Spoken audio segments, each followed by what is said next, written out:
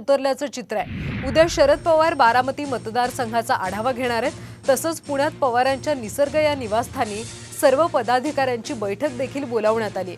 यावेळी राज्यातल्या लोकसभा मतदारसंघांचा आढावा घेतला जाणार आहे। सुप्रिया सुळेंसाठी स्वतः शरद पवार मैदानात उतरल्याचं चित्र पाहायला मिळतंय, कारण उद्या शरद पवार बारामती मतदारसंघाचा आढावा घेणार आहे। आणि याचबद्दल अधिकची माहिती घेऊयात आमचे प्रतिनिधी सचिन जाधव यांच्याकडून। सचिन, कशा पद्धतीने शरद पवार मैदानात उतरलेत, काय अधिकची माहिती?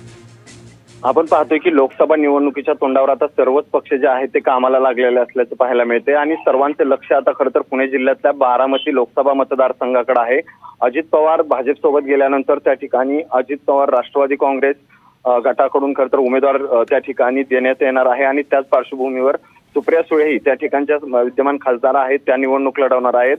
दुसरीकडे आपण पाहतोय की अजित पवारांनी बारामती लोकसभा मतदारसंघात लक्ष घातलंय, त्या ठिकाणी मेळावे पक्षाचे घेतले जात आहेत। तर दुसरीकडे आता शरद पवार ही उद्या सकाळी 10 वाजण्याच्या सुमारास निसर्ग मंगल कार्यालयामध्ये ज्या 6 विधानसभा मतदारसंघ आहेत बारामती लोकसभेमधले, त्याच्या आढावा बैठक जे आहेत ते घेणार आहेत। स्वतः त्या ठिकाणी पवार लक्ष घालून आहेत। बारामती लोकसभा मतदारसंघातील 6 मतदारसंघ जे खरं तर काही दादांच्या गटाचे आहेत तर काही काँग्रेसचे आमदार त्या ठिकाणी आहेत, त्यामुळे आता त्या ठिकाणी चुरस निर्माण होईल।